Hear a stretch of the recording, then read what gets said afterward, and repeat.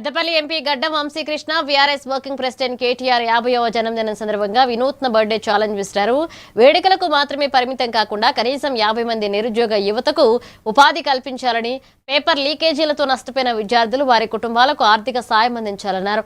సమాజానికి ఉపయోగపడే సేవా కార్యక్రమాలతో జన్మదినాన్ని ఆదర్శంగా జరుపుకోవాలని ఆకాంక్షిస్తూ కేటీఆర్ కు జన్మదిన శుభాకాంక్షలు తెలిపారు. హ్యాపీ బర్త్డే శుభాకాంక్షలు.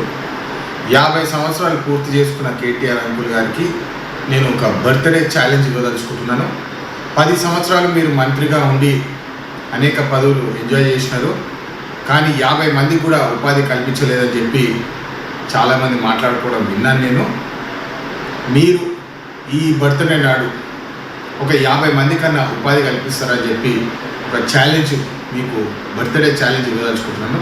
అదేవిధంగా గతంలో గ్లోబరీనా సంస్థతోటి మీ అనుబంధం ఏదైతే ఉన్నదో ఆ అనుబంధం కొరకు పేపర్ లీకేజ్లు అయినాయి. చాలామంది విద్యార్థులు దాని గురించి బాధితులు అయినారు, చాలామంది సూసైడ్ కూడా చేసుకున్నారు.